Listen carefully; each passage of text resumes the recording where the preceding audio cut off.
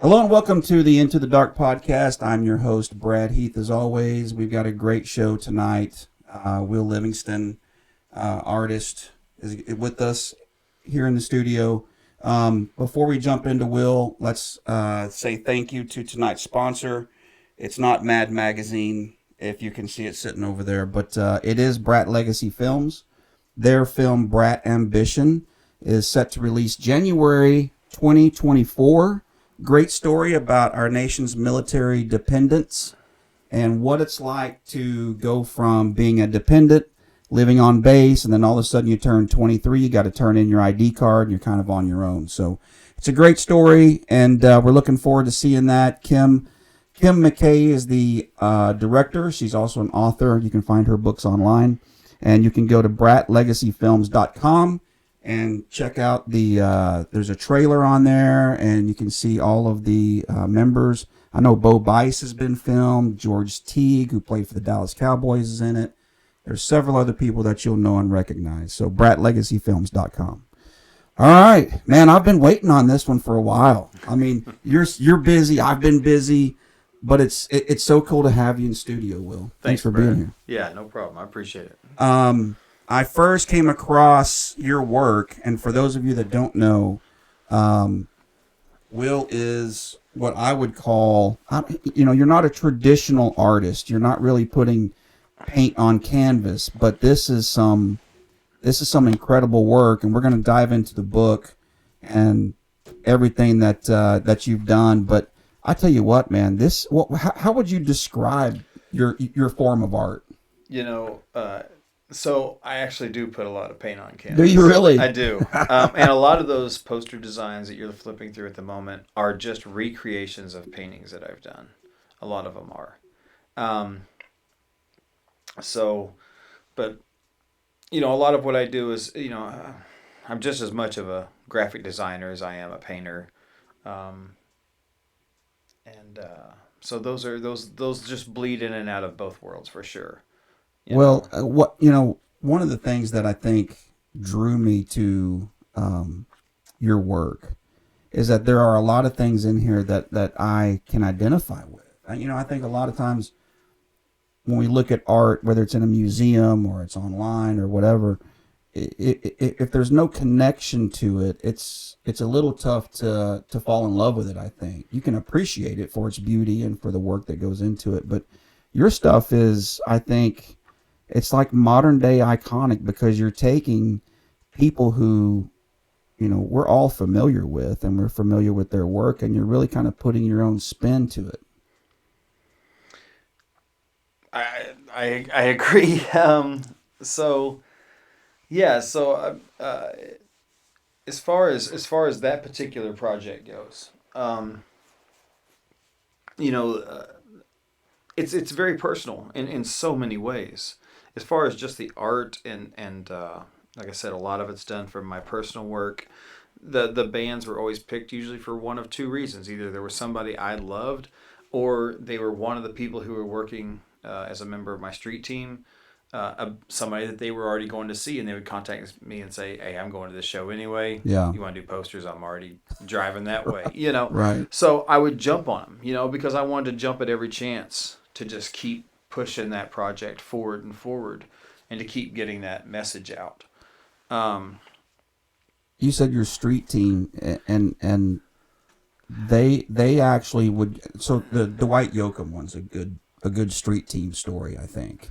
Right? Their people was like, yeah, we're gonna pass, but you did the poster anyway. They go out, pass them out, and the fans loved it. Yeah. So, and this is a part of it that's always a little iffy. And the thing is that for it's not across the board, but I'd say 90% of the shows that I did, we had zero permission to be doing it. We didn't have permission from the bands or the venues or anything. And that only became an issue, I think, twice out of almost 170 shows. That's not bad. That's a pretty good ratio. Yeah. So, and the thing is that it was, people were leery at first. The first few shows that people passed out posters of mine at, they're giving them something for free. People are very hesitant. Man, it's not free. So what is it? Right. Either they're afraid you're going to ask for a donation later, or they're afraid you're going to want to maybe preach to them. Or there's something. There's got to be something else to this. Yes. What's the catch? What's the catch? Because people don't give away stuff for free, especially not this handmade, original, signed and number. Items that they were getting. But once people heard the story and realized that we actually were just trying to get our advocacy across in a way that we knew we could connect with people and create conversation, it switched real quick. It switched pretty quickly, even to where we were already only, I'd say, a couple of dozen posters in, shows in, and people would start showing up to shows wanting them and trying to get them when they weren't even going to the show. Like they were already just trying to get them to collect them. Right. Right. And that would happen because we would give a teaser, like the night before. Okay. We're going to be at this show, and people would know, How many posters would you do for a show? It varied. But almost for the most part, I always did 25. So we're talking super limited. So that's, Yeah, 25 would posters. You number them? And yes, they're all numbered. They're signed. They're awesome. Stamped. The date they were printed was stamped. I mean, I'm meticulous about those kinds of little details because I don't know. I like to nerd out on stuff. So 25. Some shows we would do 50 if it's a big show, like I think we did 50 for Ryan Adams at Red Rocks, or we did 50 for Smashing Pumpkins at Madison Square Garden. Even though I don't know how many people that place holds, 20,000 or something probably. Right. So 50 out of 20,000. Yeah, you're extremely lucky if you ended up with one of those things. That's awesome. So yeah, they would just, and as far as my street team, I use that term because it's a term that's from my childhood. Yeah. Because when I was a kid growing up on punk rock, if you were touring, doing the whole DIY circuit, that's how it survived, was street team. Those kids in every town that they would send out those promotions and flyers to litter the town before they got there, So I like the term. But for the most part, it was family. It was family and friends. That did that every once in a while, and it was really cool that now and then we would get somebody that said, "Hey, I just love it. So I'm in this town. If you ever want to do one, I'm here. Right. I'll pass one out." So that's really cool, and that's something I really want to explore is the ways that can expand.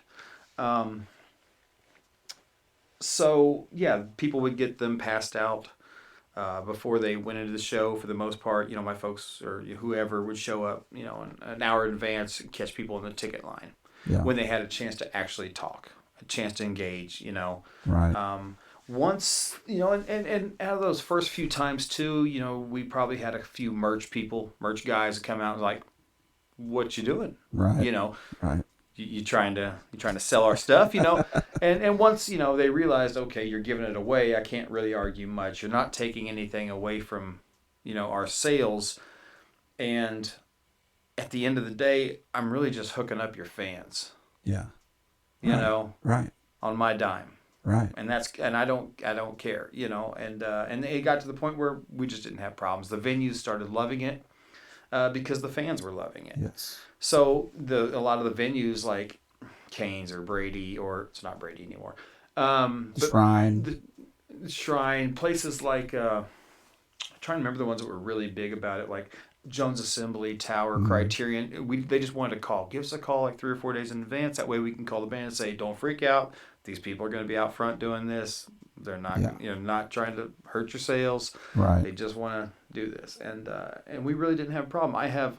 It's amazing how many of those posters I have that are signed by the bands because they thought it was so cool. Yeah. Yeah. And that's when it really started feeling good when, then the road managers start coming out and saying, "Look, the band wants 5 for themselves." Nice. And then you can do whatever you want. Right. Right. So that always felt really cool, when the Dandy Warhols sent their guy out to get posters for themselves. Well, now because now they become part of that whole zeitgeist of you creating concert posters. Yeah. Sure.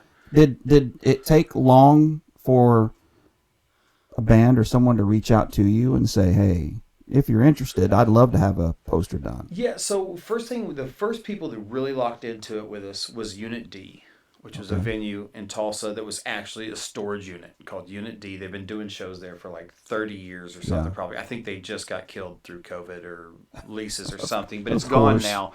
But so they started reaching out because they would do smaller touring stuff. And so they kept asking, they would commission posters from us. And that was really cool. And then we would have various like local bands that would reach out, you know, and so I started doing a lot of like general purpose posters to where you could write in the venue and stuff like that, so they could use them for several different shows and really be able to, you know, get the most bang for their buck, and that's cool because supporting the local thing is massive to me. Yeah. What name or band reached out to you that you were like, whoa? Oh my gosh, Archers of Loaf reached out to me once, and they were like, hey, can you do posters? Dude. Yeah, well, and one of the guys who's in Archers, I guess, is in Band of Horses too. And we had done a Band of Horses poster, so they knew about it through that. Right. And then, when Archers went on tour, they were like, hey, we need to get... And we printed all these beautiful posters for them, and then it was one of those COVID things hit. They had to cancel. They were super cool about still paying for them. I don't know what they did with them. Hopefully they were able to sell them at later dates or something, you know. But... So So how many did you end up doing for them? I want to say they ordered 50 maybe, 50 or 75 or something like that. So somewhere, possible, maybe they sold them at future. I hope so. But it's possible that somewhere there's a storage unit with there might be 50 of your posters sitting there in might be. Wow. There it's might like a little be. cash cow for somebody. And then, you know, just last, not even a year ago, I got a job with Violent Femmes, contacted me and asked me to do posters for 5-night stay at City Winery in New York City. Wow. So I designed posters for that, and then they came back and said, hey, by the way, we want to do more, so can you design 5 different wine bottle labels, and we're going to have signature wines every night, because it was, you know, the big brewery there or whatever. Right. So I was like, absolutely. Yeah, you we know, can do that. I got you. Always say yes. Yes. So and then figure it out. That was cool. I'm actually in the process now. The Femmes are actually playing here in Tulsa in like a month. They're playing the first album, like start to finish. And wow. I just like stumbled into a ticket today.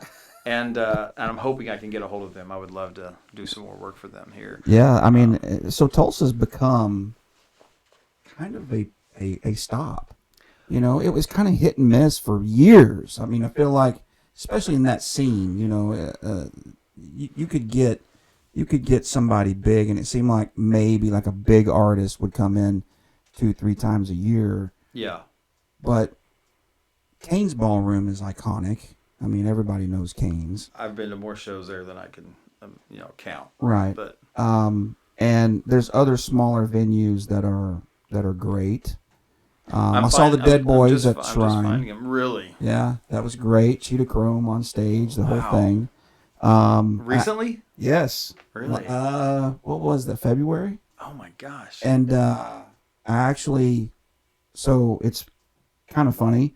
I'm in the bathroom at one of the urinal there. There's like 6 urinals probably on the wall. And somebody walks up, you know, and so, you know, you don't look over, you're at the urinal, you know, so you just look straight ahead. Yeah. And finish my business. I turned, and it was Cheetah Chrome standing there. So I was like, wow, okay. So I went over and, you know, washed my hands when he came over, and I said, well, how was Dallas? Because I knew they'd played Dallas the night before. Yeah. I was like, oh man, it was great, you know. I'm like, man, you're still doing this, you know, it's great. Sonic It's Reducer. so it's so incredible, you know. And the buddy I was with, he actually got the playlist for the night. Oh, he cool. got the paper, yeah. That's my son's jam. He goes for the set list. Yes, Yeah. yes. Well, I've noticed that stuff like that's kind of become really collectible. Like there are people that they're making money off that stuff. They're selling it, but it's if you truly love the band, you'd never sell it. You keep it, you know, keep it forever. These posters are going to turn into that kind of thing, and probably already are. I've seen them. Every once in a while, I'll I kind of just curious, and I'll Google or Right. check eBay or something like that, Right. and you'll find them now and then. People do resell them, sometimes they're not selling them for a lot. Sometimes they're asking ridiculous amounts for them. I've seen some of those posters sell for close to $400 before, and it's just like, wow, Yeah. Something I you gave away. I was just giving these things away. That was a giveaway. That was a walk up in the ticket line and get one. So what we would do, just to let you know too, so if I ran 25 of the posters, then I would make like 10 printers proofs. And basically, so I'd run 35, and I'd consider the best 25 I've got. Usually, that's what's going to the fans. Yeah. I would take the worst 10, and that would be like my copy, the two guys who just helped me print them's copy, Right. a copy from like the archive that I keep, and I had a couple of friends, the people who ever passed it out, Right. I would make sure that they had a personal copy. So they were just the personals. Yeah. I just call them printers proofs, and then we would usually have, and sometimes I'd print 35, but only 30 of them would actually come out worth keeping. So now that number's only 5. Yeah. And so if I was lucky, I would end up with, maybe 2 or 3 left over at the end. And then I would put those up. My folks would take those, to different art fairs, art festivals, flea markets, whatever, put them up for sale. We didn't ask a lot for them, usually about $25, $30. Yeah. And if we sold the couple extras we have, it would kind of pay for the run. Yeah. So there was never. I mean, I'm in the red on this thing, and I always will be. And at least. Well, you say at that. least I say that. But yeah, so we would get lucky and be able to at least break even. Yeah. A lot of times. So and that's really all I have left at this point too. I have those 1 or 0 to 1 to 2 of Right. maybe half of the shows, if that, at this point, and it breaks my heart because like I just did the Carney Fest thing for like 14 Church hours studios. a day, and we sold a lot of the old posters, and it breaks my heart because I know the counts pretty well, of what I have left, Right. because it's just part of my thing, and so I see them, I'm like, that was the last one. There it goes. That was the last one. I'll never, that's it. I'm glad I have my own copy because that's it. Right. Right. And well, they're almost like they're your creation, so it's a piece of you, and there it goes, off it goes to someone else. Yeah. And I have a very strict policy, especially, even my paintings, everything I do, I do not replicate myself. Yeah. I just won't do it, especially if it's, and when it's assigned numbered.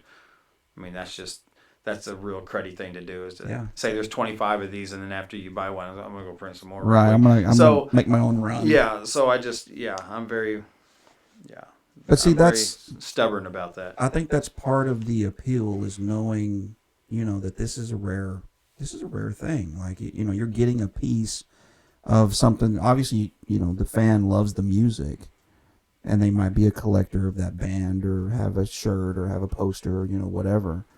But now they get something extra. They get this piece, and it's not just the band either. It's got you involved, and I think that's part of your story, is that you're not necessarily forcing your way into the industry by being, the great poster guy, but you kind of did. You've kind of like kicked the door in and said, guys, I'm here. This is what I do. Check it out. And then it's taken off. Yeah. And there's an intimidating thing about all that too, because I've done it all from a distance.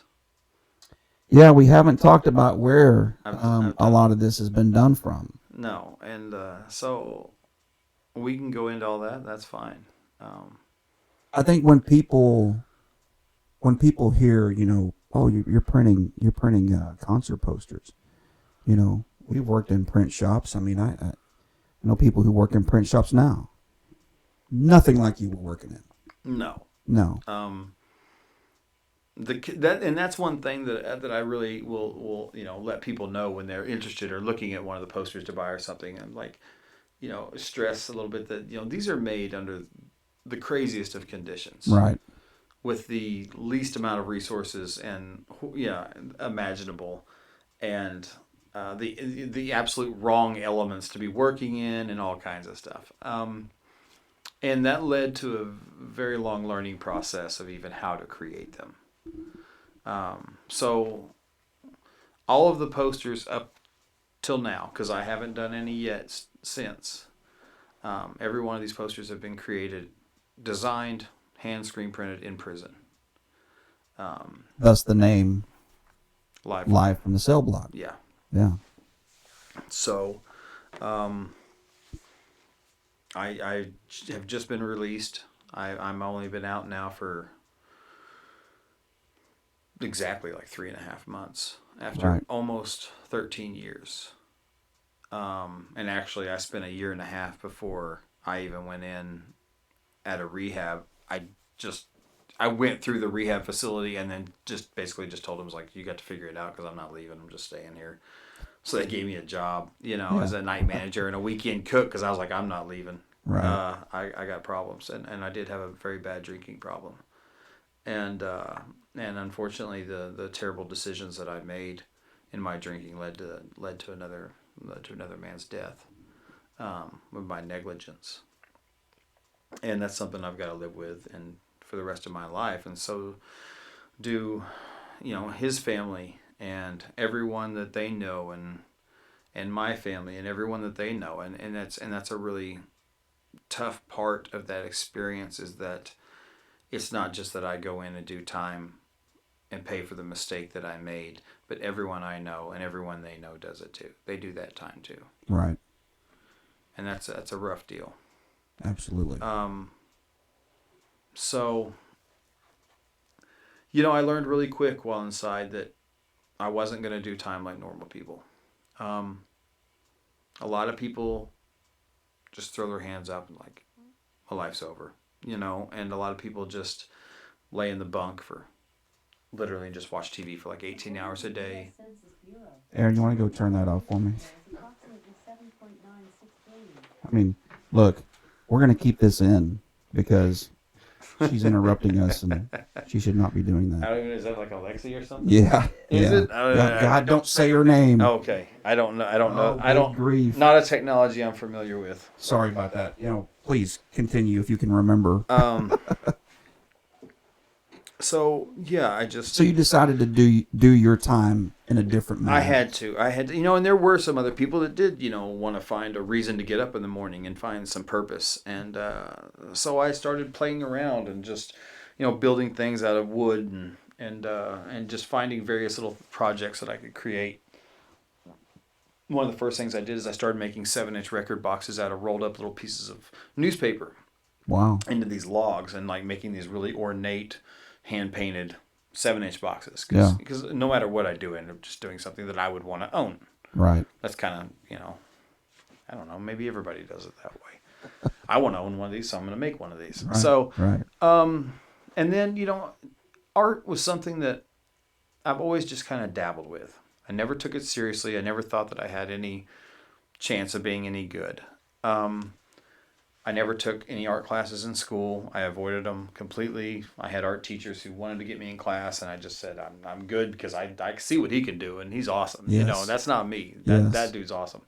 And so I just, it was just fear, of feeling like a failure or being less than and all those kinds of things. And so I just avoided it, and usually painting was something that I did like in the middle of the night when no one was around and stuff like that. I'd play around. And so once I, sat around and kind of piddled for about a year inside, I said, I might as well just take this opportunity to see if I can, what I can do. So I ordered, they let you get a very limited amount of different kinds of paints. It's acrylic, it's water-based. You can get like canvas panels and some brushes. You can't get a lot. And then what you can't get, you try to scavenge off of the yard from the paint crews or the wood shop or, whatever you can, you start making paint out of, instant coffee or whatever you can get your hands on. Yeah. Anything with a dye. Yeah. Anything that's got color. And, so I spent some time just really trying to see if I could find my style and my voice. And then it started kind of happening. And I can't really think of there wasn't like an aha thing or anything. It's just, I started creating a few things. I'm like, these are decent. These might be okay. And I'd sent, and one of the things that really stood out first is I did my first painting. And this is while I was at Lawton. I did my first 3 years at Lawton, which is a horrible place. It's a private facility. It's a warehouse. It's probably one of, if not the most violent place in the state of Oklahoma. It's real close. Mm-hmm. I created what I call the throwaway people, and as you can see, that's who's on the cover of the book that you see here today. Right. They have a very how would I describe the look? Almost like they're kind of almost all the same in the sense that kind of the same, facial features almost, but they look like if you were walking past them on the street, you'd probably never look their way at all. You just walk right past them. And they all kind of have faraway eyes. Yeah. Right. Which is something you see a lot in prison. So they were a way of painting what I felt like day to day, the chaos that surrounded me, the noise that never ends, whether that noise is laughter or frustration or anger or violence or whatever it may be in that particular moment. And so I did my first painting of them, and I sent it home. And I remember getting like a call from my dad and him saying, "I just can't stop looking at this thing. Let's try to do something." So they set me up a little art show in Oklahoma City in the Plaza District. Okay, I think that's right. Yeah. At a little gallery there, and like I sold it. I sold it for like $100, and I sold a couple other little pieces, and I'm like, this is incredible. I never would have thought that somebody would actually pay money, $100 for one of my paintings. Right. And so I got into it, and I started really exploring it more, and creating things all day, every day. Whether I was making greeting cards or doing larger paintings or just whatever I could, I was just always creating. Yeah.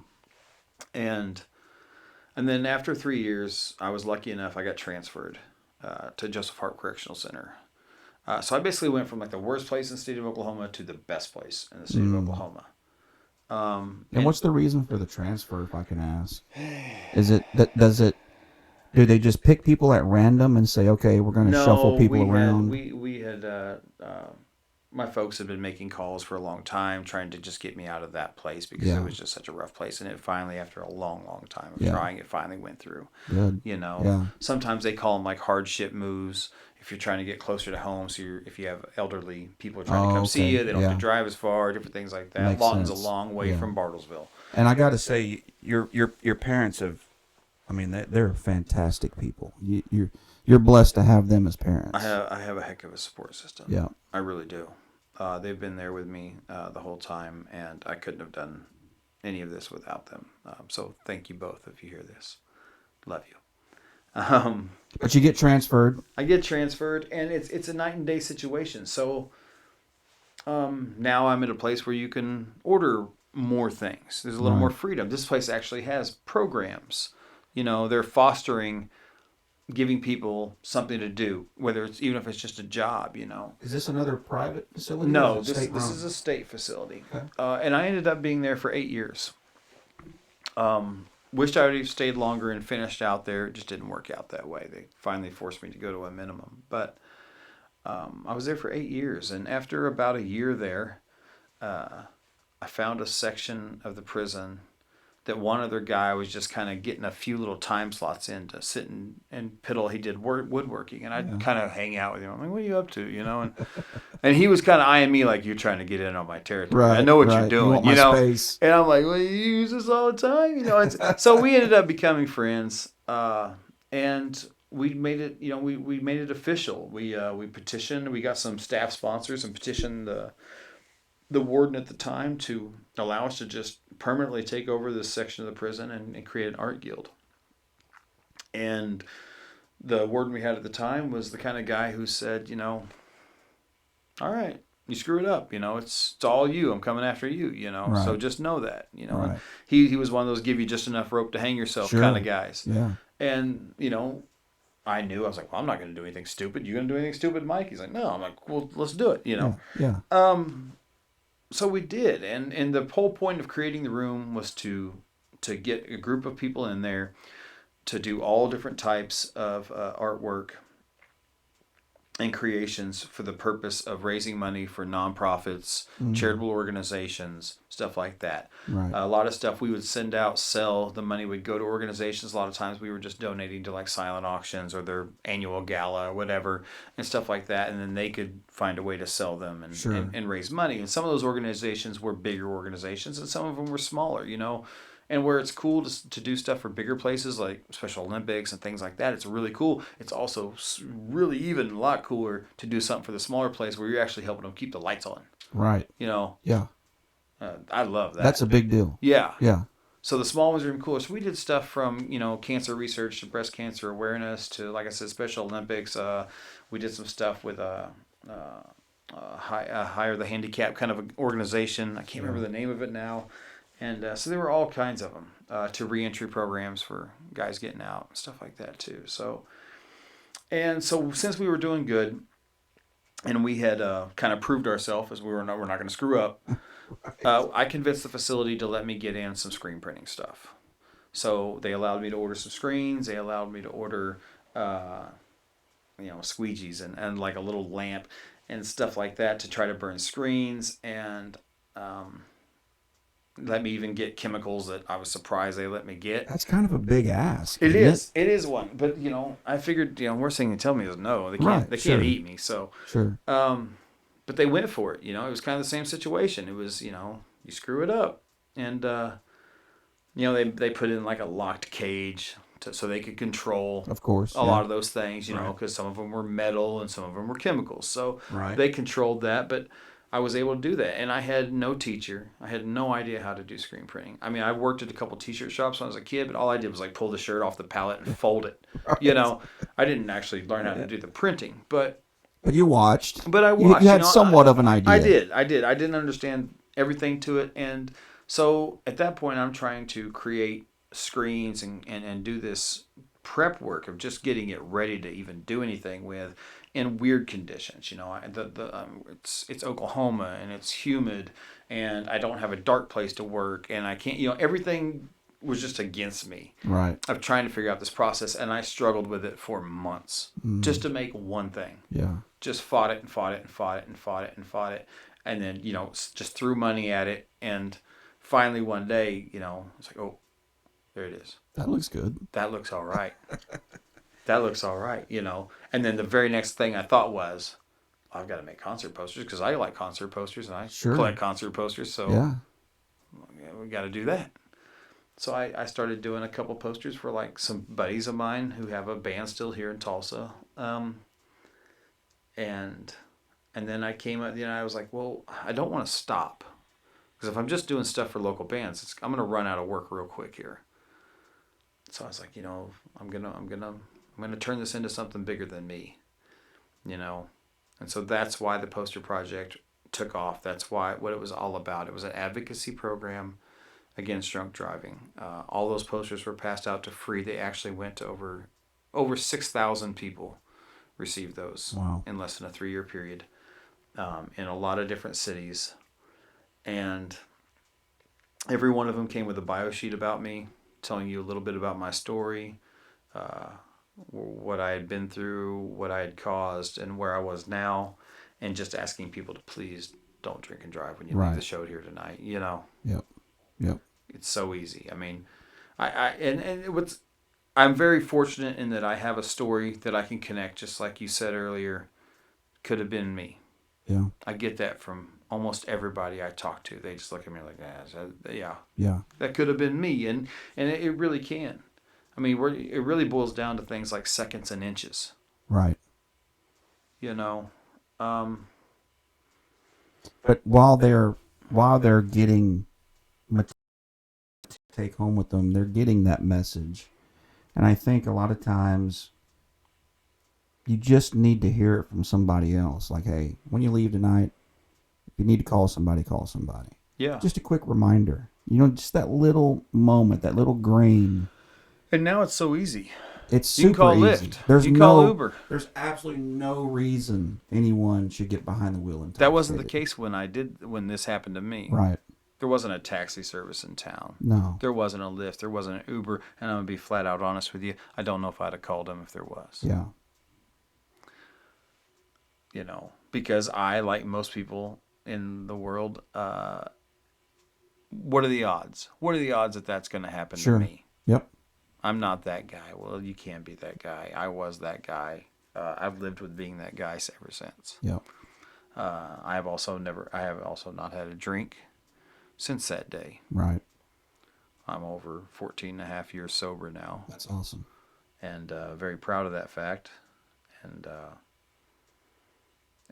I meet a lot of people in the movie industry who, young, breaking onto the scene, and there's this pressure, there's this whole thing about, living up to a certain lifestyle or, all that kind of stuff. And many of them now, it's kind of become the end thing to not drink and to not do anything that's going to get you in trouble. And I think back, when I hear stuff like that, I think, well, there was what we called straight edge people a long time ago. Like, this isn't something new, guys. Like, what you're doing is not new, but it's great. Keep doing it. And you're not just your personal message, but we talked about your parents. They've championed that cause as well. Yeah. And going around and talking to people about it. Yeah. Both of my parents used to. My dad pretty much only does it at this point, but my father has spoken at victims impact panels now for probably 11 to 12 years, and he does that at least usually it's like 2 or 3 times a month. He's somewhere speaking. He gets nothing for it. They don't even. I mean, he barely even gets paid for his gas. Yep. And it has nothing to do with that. It's part of his giving back and part of his healing process. Absolutely, that's exactly where I was going. Is that it's part of his way of coping and dealing with it and being able to give something back. For sure. And that's part of my life now, Brad. For the rest of my life, there's no way that's not going to be a part of me. Yeah. There's never going to be a day where I'm like, okay, I've paid my dues on this right, deal. Yeah. That's not happening. I've paid up. Not me. That's not me. I'm back to zero. Everything's good. Yeah, just because I'm not in prison anymore does not change my desire to continue to try to reach people and try to prevent what I did, happening to another family. Yeah. And it's crazy is because, I'm sorry to interrupt. No, you're fine. It's crazy that it's one of those lines of work where in advocacy where you don't ever get to find out for sure. Right. I'll never know if I saved another life. I just keep doing it, and you hope you do. Yeah. You don't get to know that. That's right. You just really hope that that's what's happening out there. You put it out there, and there's not necessarily an instant payoff, or a payoff if ever. Yeah, but it does feel good, like, because after a year or so, my folks would start getting emails from people saying, I got this like 9 months ago, and I finally flipped it over and read that thing. Yeah, that's awesome. Right. It made me think tonight. Or they've even ran into people.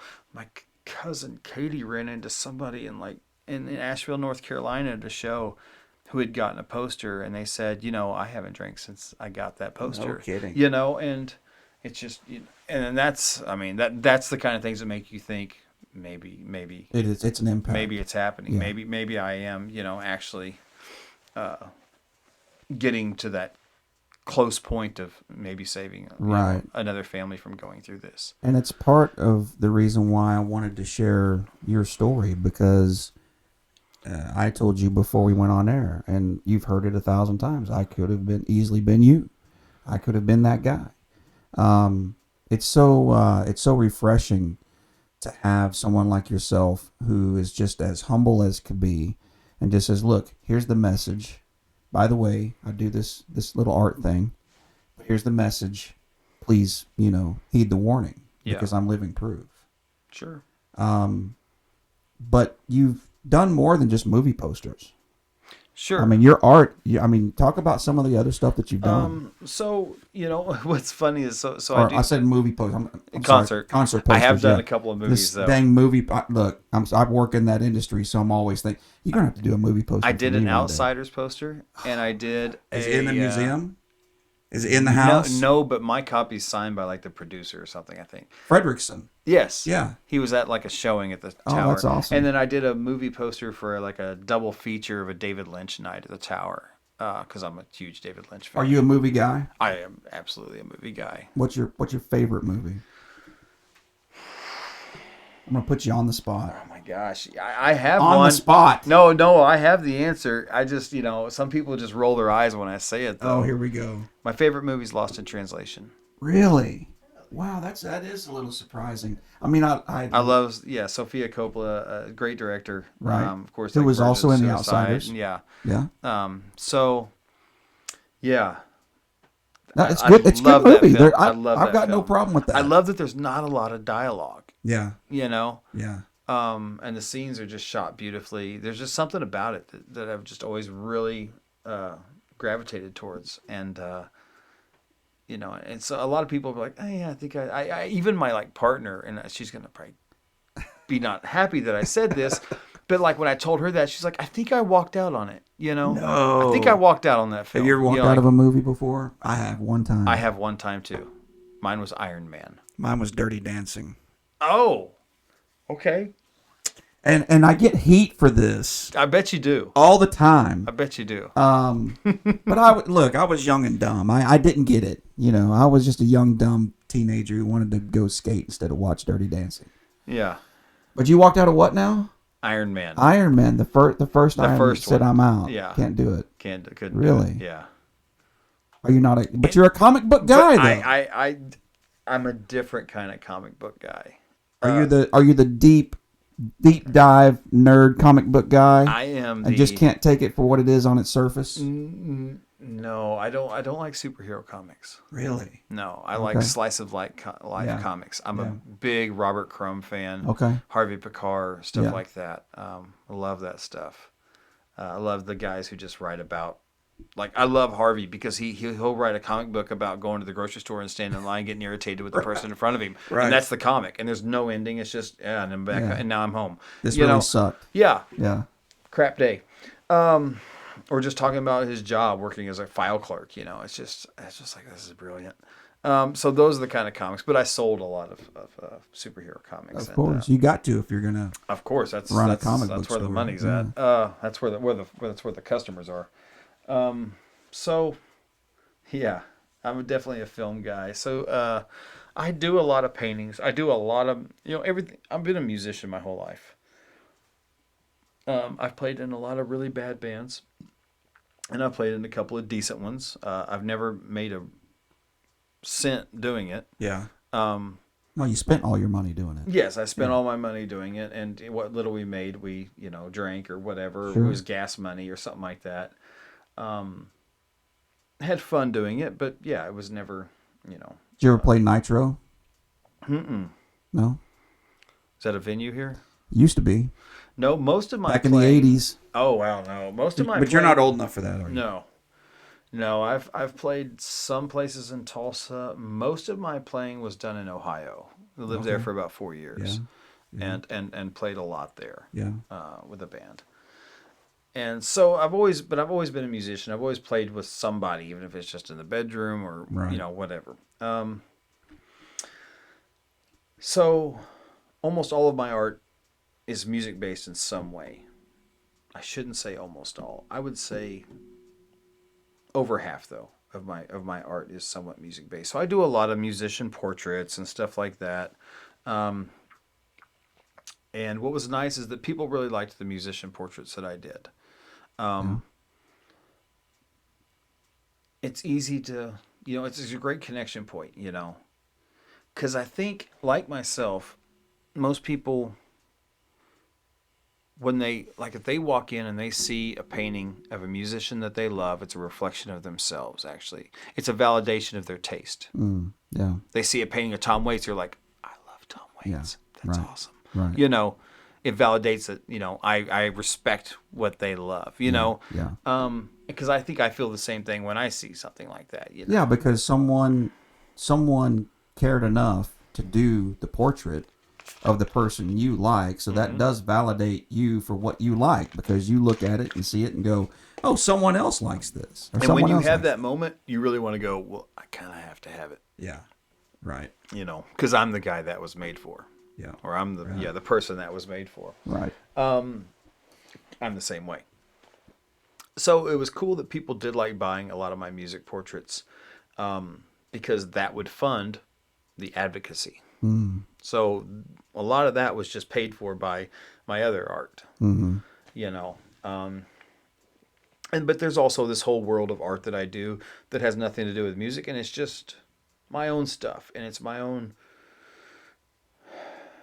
therapy or processing and trauma and all those things, you know. And there was years of that inside, and I know that now that I'm here, there's gonna be just years and years of that now of processing it again, you know. Right. Because even though it's over in a way, it's beginning, you know, because now it's finally taking that breath afterwards and having to really look at it, because while you're there, you don't have time to examine it. You're just in it. You're just living it, and you're trying to survive it. Right. Daily, and it's not hourly. And it's not all crazy violent. I mean, just nuts 24/7. Those moments happen, and when they happen, they can be really bad. But it's like you're just holding your breath. Yeah. For that whole time, you know. Right. Right. Never a time to relax. Not a lot, no. Yeah. So, yeah, I look forward to exploring my art in that way too. I'd like to see. So I'm getting ready to start the poster project back up. There will be like concert posters and things I do that are like for profit, where people hire me to do a job for them for something like that, and that's awesome. I'm gonna need the extra cash because I got a rent to pay too. Right. But I still want to do the freebies. Yeah. You know, I still want to do that. So now I have to figure out how I'm going to pull that off. So, you know, I'm trying to apply for things like grants and fellowships and things that maybe will help fund that. Right. I'm trying to find like a nonprofit to let that project fall under, so that I can kind of blanket under their 501c3. That way I can, you know, solicit for donations and stuff like that, grants to support the project, and offer people a tax write-off for it, blah, blah, blah, blah. And it would be nice. It would be nice to see the project hold its own, you know. That would be really cool. I actually just designed like the first poster yesterday, because I've spent the last 3.5 months just kind of like, oh my gosh, what's going on? You know, you're trying to every figure day it I'm out. just like, oh god, okay, I don't know how to do that yet. Yeah. And just trying to figure it all out. And like yesterday, I finally was like, I have to sit down and create a poster. I haven't done it. I haven't made one yet. Well, has being out changed your creative process? Oh, absolutely. It would have to. I don't even think I have one. I'm not sure I have a creative process. You got to go figure that out again. I think so. Yeah. Absolutely. Because it's completely different now. And having all the time in the world to do it can actually hinder it terribly. Nobody telling you when and what to do. And now you just you wake up and it's all in front of you and you can do whatever you want. I had all the time in the world to do this inside. Yeah. And now I got everything in the world that takes the time, and I'm like, I really should paint something one day. Yeah. You know. Yeah. But I'm getting there, you know. I'm excited to get there. There's no way it's not going to take some time. Yeah. I mean, it just is. And everybody's like, you know, there's no rush. Right. You'll figure it out and all this kind of stuff. And my pacing, my time management is horrible, Brad. It's horrible right now. Yeah, well, I mean, I don't know many artists whose pacing and time management is not pretty damn horrible. Okay? Mine is terrible. So I think you're in good company. So I just remember, I think it was like, I had been out like two or 3 weeks. And my partner walked through the house. And she stopped in the living room. She looked at me, and I was sitting down on the couch. She's like, I don't know if you realize this, but that's the first time I've seen you sit down on your own, unprompted, since you got home. Yeah. And I hadn't really thought about it, you know, until then, of just how I have this weird desperation about time. Yeah. And part of it, I think, is, the old, you're trying to make up for lost time. Right. But I'm very acutely aware that that's an impossibility. You can't make up for lost time. I can't make up for the lost time with my children. I can't. There's just no such thing. We just figure it out what it is from here. Right. That's the realistic way to look at Right. that, I believe. But I think the other part of it is, and it took me a while to kind of, come to this conclusion, and that was just that I think there's part of me too that's scared it won't last. Like something could happen. Like it's like you're going to wake up. Yeah, exactly. Yeah, this is not real. How much can I get done before I do wake up, or Right. something, or Right. something happens? Yeah. Why start it now? Because this is not my reality at the moment, and I'm going to be back into my reality, and all of this is going to be gone. And I don't believe there's any validity to these kinds of thoughts, but it doesn't mean it's not happening subconsciously. Do you believe in a real popular movement, and it's been around for decades, but there's a real popular movement right now of people believing that you think it and you manifest it into reality, that you believe it. If you believe it here and you believe it enough and you put it out in the universe, that this is what I want, this is what I'm going to do, that you begin to kind of manifest things to become reality. I could go along with that. Yeah. I can. I'm very universe based. Mm. I love the universe. I love that word. I also love words like karma and nature, and stuff like that.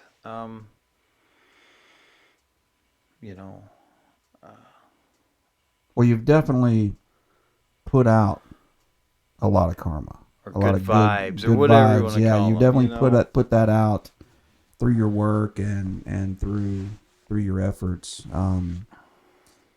It's got to be though. It's got. I mean, when you got out, what was like the first shocker? What was like the first thing you were like, what? Like How expensive everything was. Yeah. Right. And I've said this like 10 times to different people, so I feel a little ridiculous repeating it again. But I went for a walk with my daughter, and we walked up and down Cherry Street. And when you get up to Lewis, 15th and Lewis, there's a CVS. Yes. And I'm like, honey, I need to go in here real quick. I need a roll of packing tape, Packing tape of all things. and I need a Sharpie. Yeah. And she's like, all right, whatever.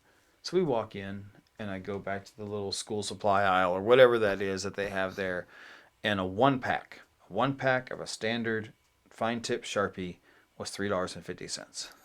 And I just stared at it. I'm like, how is that possible? Yeah. I expected $1. Right. $1 flat. Sure. Maybe $1.07 with tax. No, $3.50. And I couldn't believe it. And I got upset. I'm like, how is this possible? Yeah. How is this Sharpie $3.50? And then I made the mistake of going, okay, whatever. Let me get the tape, and it's 10. Who is responsible for this? I don't know what happened. I want to know their name right now. But yeah, it's crazy. I missed inflation. I missed that. So, a lot of people have different struggles. I had immediate struggles with crowds. Supermarket. Some people get affected by like, oh my gosh, there was all these choices of cereal and I kind of couldn't handle it and all that. Right. It wasn't just Cheerios. That part wasn't me. The part that was me was I couldn't, the hustle and bustle of that. I had dealt with so much chaos, but for some reason, it got to me there. Right. When I feel like I'm just trying to figure out what I want, and I can tell you really want me to move, and people are just pushing by you. I don't know what it was, but I had trouble with that. Could you see yourself advocating for something like a transitional program? So there are reentry programs, but they're mostly focused on things like job placement, job training, housing, food, education. Let's help you figure out how to build a resume. Right. They do a lot of great work. Don't get me wrong. There are some awesome reentry organizations in the state of Oklahoma, in both Tulsa and Oklahoma City. And I've been visiting those organizations because I want to learn a lot about them. Because I'm huge about prison reform, and I'm very huge about and reentry services and stuff like that. But now I've learned there's a missing area that I really want to try to focus on, and it's just pre-entry. Because when I went to prison, you go from county jail and you just get shoved in prison and you don't know anything. All I knew about prison was TV. Yeah. Oz. I watched Oz, and that's all I knew about prison. Yeah. So and I immediately was identifying with people like, oh, there's Schillinger. Oh, there's that guy. So the anxiety level through the roof. Sure. Yeah, naturally. And so you don't know anything, and they don't care. They don't have to care. They're not paid to care. So I would love to see, I want to try to team with one of these reentry programs to try to develop a pre-entry program, which would, try to get guys or women both, people who are they're definitely going in. They've either been sentenced or they're just, whatever they've done, they're getting time. And start spending a little time with them and say, hey, this is what's about to happen. This is where you need to get your mind. You're going to have to, teach them even simple things about just basic respect, because a lot of people may have a very different view of what respect is than what's expected of them in there. Yeah. And just etiquette, because the etiquette is very different. Terminology, all kinds of things. Yeah. But the other, even, just as big an aspect of that is that I want to be able to work with the families. My folks didn't know what they were in for either. They didn't know what the struggles that were about to come to them were. Because there's a whole thing that there's a whole world now that they're about to navigate that they know nothing about either. Yeah. Yeah, that's interesting because I've never heard anyone mention that part. Yeah. What is, a first timer going in? What's that like? What do you expect? And I don't even know how you would set that up. It would be tough with the person going in. You'd have to work with the counties. Or with DOC right when the person gets there, and basically like with an orientation that they have to go through or something like that. I think that would be good. With the families, it'd be much easier because they're not incarcerated. You can get them anywhere. Yeah. And and you can get other families to be those mentoring, kind of a relationship with them. And that's the one thing we've really learned through the poster project and through selling my art and stuff like that, is that, those conversations, those stories, they really help. People are looking for somebody to talk to about these things. And in the state of Oklahoma especially, you are hard-pressed to find someone who is not affected by the carceral system here in some way, shape, or form, whether they've been to prison, their dad, their brother, their sister, their kid, or whether they've been a victim of a crime themselves and they know it from the other side. Right. Yep. I mean... Yeah. And, there's a reason why the Tulsa police detectives are on a 48-hour TV show, because they have like a 97% solve rate. I mean, they get to end the show, It's not a TV show that runs forever. It's an hour. And then within that first 48 hours, they typically solve the crime, which is incredible. But yeah, I mean, I could see how families would definitely get something from that, and that's a good thought. I mean, like I said, I've never heard anybody mention that before. Because there's a lot of aspects they're not ready for either. They're not ready to know that their child or loved one is, that he's going to need he or she is going to, I keep doing that he or she is going to need certain things, or go through these kinds of cycles mentally, or that, understand that it's going to suck because your loved one is no longer going to get health care that's really, or dental or anything that's imaginable anymore. And if that person is going in with like an active substance abuse or alcohol problem, that's a whole nother thing that the family's got to learn how to navigate, as well, because they can get drugged through that cycle with them. Yep. And I know, Brad, you brought me in here to talk about art and stuff. This stuff's really passionate for me though too. So and that's so this show, and we have fans, not just here in Oklahoma, but we have fans all over the country, all over the world. Really, we for some reason, I don't know why, but there's a big fan base in Australia, Japan. I mean, there's some people that are tuning in, and a lot of what we do is more of the kind of, I don't know, sideshow kind of stuff. It's aliens and ghosts and ghost stories and true crime stuff and just, different things like that. But what we try to do is we try to give all of our listeners something new, something fresh, something interesting, something that they can tune into or follow or go check out. And we're going to give everybody all your social stuff so they can go check it out. But, we try to do that. I mean, we try to have like a eclectic kind of show, and it's been fun to do. And I knew after talking to your parents and seeing the book, and I just knew that I needed to have you on at some point.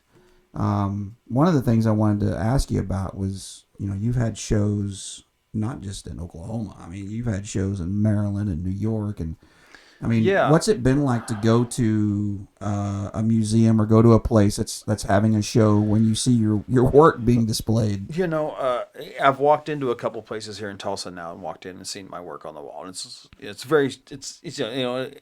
Does it make you nervous? It doesn't really so much make me nervous. It's just a little surreal, Part of it's, at one place I'm like, I'd seen a picture of these before, of the pieces being up on this particular mantle. I was like, wow, that's weird seeing those up there. And I remember walking into another place and seeing something, and my first response was, I don't even remember painting that.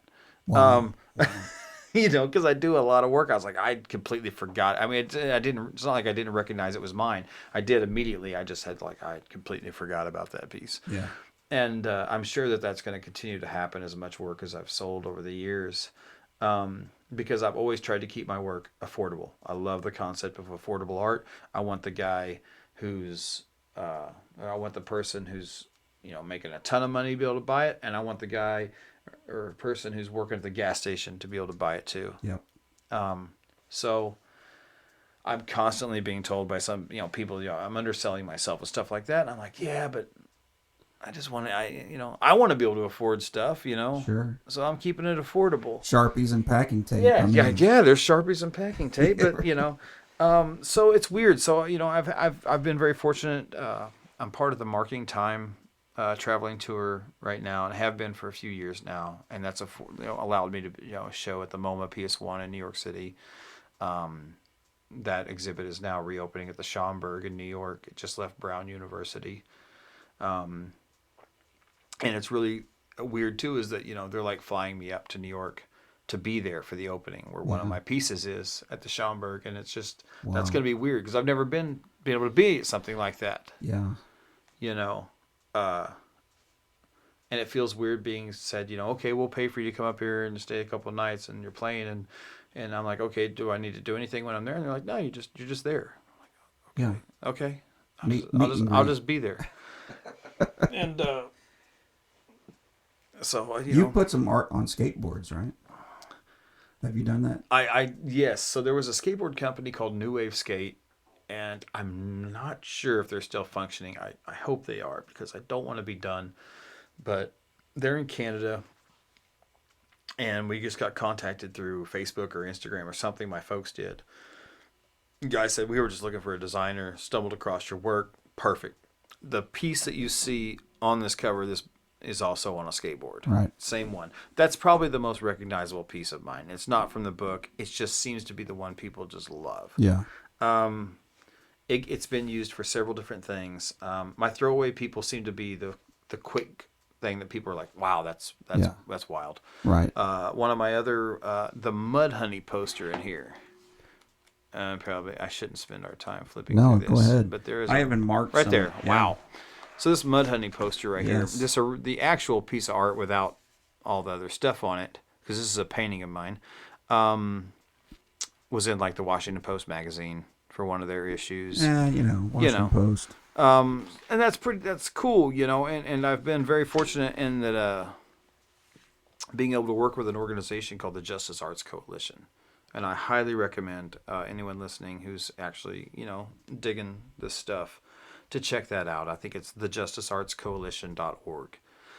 They're a national organization that represents formerly and currently incarcerated artists across the country. They work with over 600 artists right now. They do amazing work with these people, and they don't want a penny from them. Wow. They just help them get in shows. They help them promote their stuff. They help them if somebody calls their organization and says, hey, we need something for our ad campaign for something like that, we want to use an incarcerated artist. They lay out what they have. Yeah. If they want to pay for that, 100% goes the artist. Wow. If they sell a piece of work, 100%. They don't want That's anything. cool. They're amazing group. What's the website again? TheJusticeArtsCoalition.org. Justice Arts Coalition. And check that out. Yeah, amazing stuff. There's a lot of and they actually are the ones who fostered the relationship between me and Brick of Gold to even have this book published. Wow. They're the ones who put me in touch with the Marking Time and got me in the MoMA, and now all these other places like that. They're the ones who got me in the Washington Post. They're an amazing organization. Well, you're definitely what I would call a success story. Doing this while incarcerated and then coming out, and you're going to continue your work. And if I'm CEO of that organization, I'm like, hey, Will Livingston, we got to make sure we support this guy. And, and I still will do anything I can for them. I have been one of their clients, or I'm not sure what word they use. I'll probably get that wrong. I'll hear about that later. But I've been working with them for like 5 or 6 years, since their inception. There's a lot of and talent. Just watched it grow. There's a lot of talent. That's ridiculous. And just because someone's incarcerated, it doesn't change whether they're a talented person or not. I've seen some of the most ingenious and inventive things in those places. I've seen a chopper made out of styrofoam, like a full-on chopper, painted and everything. I've seen a completely functional guitar made out of popsicle sticks. Right. Yeah, styrofoam. Because you have to get creative. You have limited resources, and limited resources and unlimited time. Yeah, and so you get to run with it.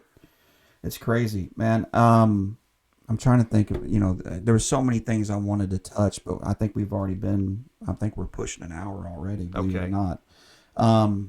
But there's no real time limit, so I don't know what your time schedule looks like. But what's coming up next for you? I know you're going to continue the poster project. I know you've got a trip to New York coming up.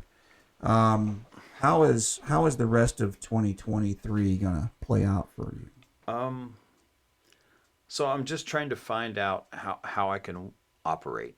I can't screen print out of my house, so I've rented a space, and I'm sharing the space with some other guys who do screen printing. They do their own completely different thing. They do mostly like apparel.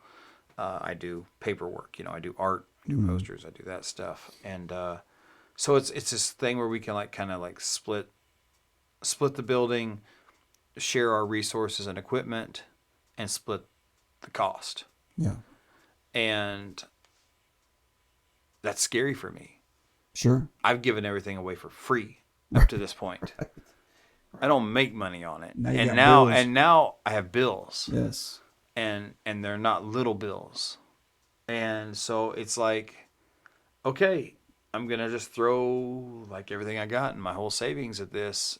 And I'm like, okay, I think I can get through 2023, and then hopefully 2024, people want to pay me to do this work. Right. Otherwise I don't know what happens. So ideally, in that amount of time, I can find what's called a fiscal sponsor through another nonprofit, preferably through another arts organization. But if not, maybe something like the Tulsa Community Foundation, something like that, would take me in under their little umbrella, and that way I can solicit for individual and corporate and grants and different donations and stuff like that, and it all be on the up and up and legitimate. If that could happen, then that would support the project. But right now it's just trying to figure that out. It's spending time with my folks, my children, my fiance. It's learning how to live again. It's learning how to breathe again. And that's something we haven't touched on. You've heard me say partner a lot of times in this, and Wendy, my fiance, we met while I was inside. So I'm also navigating a full-blown relationship starting day one. Right. It went from we've known each other for, kind of pen pals for a while, and then basically on the phone for a year, and then the moment we see each other really in person, we live together. Yeah. It's kind of very strange way to start a relationship, but in the same way, it's a really cool way because I really got to know her before all the other stuff gets in the way, instead of doing it the other way where you do all the other stuff, then you're like, I hope I like you later. It was the longest courtship ever. Yeah, it was. Yeah. It was a long one. And so I'm trying to navigate that, and she is too, because there's a lot of challenges to dealing with me. And she's uprooted her life. She just moved here from D.C. She's never lived in this part of the country, nor even really visited it. So that's why I said she can relate to your stuff. Moving from California to here and be like, whoa. Yeah. So she's having that moment. Well, it sounds like you've got a full plate, and maybe you don't even know it, but I do. You do. Yeah. I do. I'm just trying to figure out how to juggle it now and try to see if I can make it look like you're an old hat at this. Well, just trying to not only make a living at whatever I can figure out, but just find a routine, find a way to be comfortable in my skin in this new situation, I guess. Sure. Yeah. Great way to put it. Yeah. So. Well, we're thankful that you carved out some time for us. Oh man, it was fun. It's going to be something that we'll continue to support however you need it, in whatever way you need it. I've told everybody that's ever come in here for a show, I'm like, grab that book off the corner. You need to check that out. And I hope our fans continue to do that. I'm going to look on here on my phone. I'm going to give everybody your Instagram, because that's what we do now. We live through our phones. I'm starting to learn some of that. I'm not great at it, but you'll get there. Trust me, it won't take long. I'm getting the hang of it. And then when you do, you'll be like, man, I hate this damn phone. Oh well, so at first I hated Google Calendar. I'm like, I write things down. Yeah. I don't. Now you live by it. Now Google Calendar is the greatest thing ever, because people can not only send me an appointment, like, hey, we want to meet with you at this time and place. I'm like, okay, that'd be great. They can send me that, and I can accept it. And not only do I remember then that I had scheduled that, but it also tells me where to go, how to get there. Yep. Which is fantastic. Yep. The navigation tools are pretty nice. Yeah. Yeah. For sure. So when you get a chance, everybody go to William B. Livingston Art. William B. Livingston Art. It'll pop up. It's the first and only one that comes up for you. Follow this man and what he's doing in the art community and what he's doing for prison reform and all kinds of different things. And a lot of the photos on your page, I think, it's almost like tributes to fans. I mean, a lot of it is. They're holding up what they've got from you. And we didn't even touch on the beadwork stuff. No, and that's, that was COVID. Yeah. I didn't even start that till COVID. Really? Yeah. It was just dumb luck. I was like, I'm going to see what beading's like. And then a month later, COVID hits, and I'm stuck in a cell for almost 2 years. And I'm so happy that I have something to do. You know what? And I'm going to bring this up too, because I'm probably what you would call maybe above average artist. Okay. Right? I can draw a few things. I can make some stuff look pretty decent, right? Maybe. So I'm not bad, but maybe I'm just slightly above average. When I look at stuff like this, it kind of pisses me off. I'm going to be honest. I'm like, damn it! Why can't I do stuff like this? I mean, this stuff is amazing. And when you get on the Instagram page, roll through the photos, check it out. There's also an address on here. What's this address for? Is this for orders? There's a P.O. box on here. So if I wanted to write you a letter, I could drop you a note. Yeah, I guess so. I could say, hey, Will, I suck at art. You're fantastic. Can we? I didn't even really probably know that was visible, but I'm glad it's a P.O. box and not my home address. Look. All right. That's not even my P.O. box. Okay, I need to change that. Yeah, I'm going to change that one. So everybody hold off on the P.O. box for now. Yeah. But regardless, go give a follow. And then, you could always, I messaged you on here. You were quick to respond. Sure. There's also a website. Yeah, there's a website here. I'm going to let me see if I can click on it here. Yeah, so this is the whole thing right here. So on the Instagram page, it's on linktr.ee/WB Livingston Art. You'll see the link on there. It's right under the bad address, right under the fake PO box. Yes. And click on that. Go check it out. And one of the great things you guys also do, and I don't know if you've got anything to do with this or not, but you do a pretty good job of marketing where you're going to be. So if you were at the Church Studio Carney Fest, Church Studio, did you get to go through it? I did not. You got. I stood at a booth. You're a musician. I stood at a booth for 14 hours and held a tent that was about to blow away in a windstorm. I would have held your tent just so you could go tour Church Studio. But I met a couple people who worked there, so I got that doesn't count. No, that's bullshit. You have to go through the. Okay, look, we're gonna make this happen. All right. And we got to get your outsiders work in the museum, Mr. Danny Boy O'Connor. We got to get that in there. So look, we'll do this again sometime. I'd love to catch up with you, see what you're up to, see what's going on. We're gonna get one of your pieces in here for the wall. Fantastic. And we'll continue to push the book live from the cell block.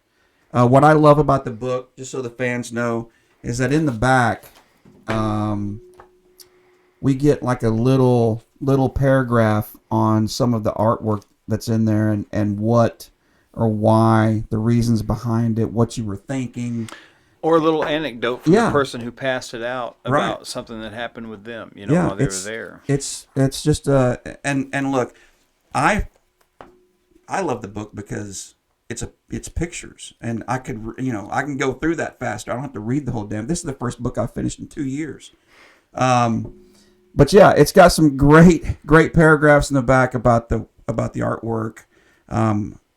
I enjoyed going through it, and it's got a wonderful intro as well. You've got some people that decided to throw a little note your way, and those were great.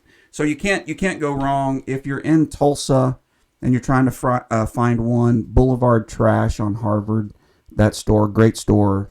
Lots of vinyl, lots of T-shirts, all kinds of stuff. They've got the book in there, and my shop's actually like a block and a half from there. Have you ever been in there? I have. Yeah. Cool shop. Yeah. It's like an old house. Yeah. It's like somebody used to live there, and now it's just like a record store. It's kind of like what Starship used to be. Yeah.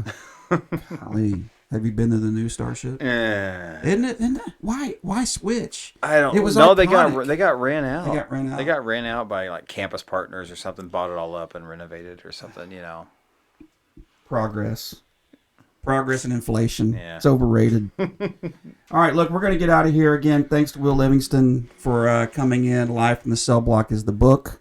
We'll catch you guys up, and we'll share his information as well on the post. And, man, great show. Good job. Thanks, Brad. Appreciate it. All right, guys, we'll catch you next time.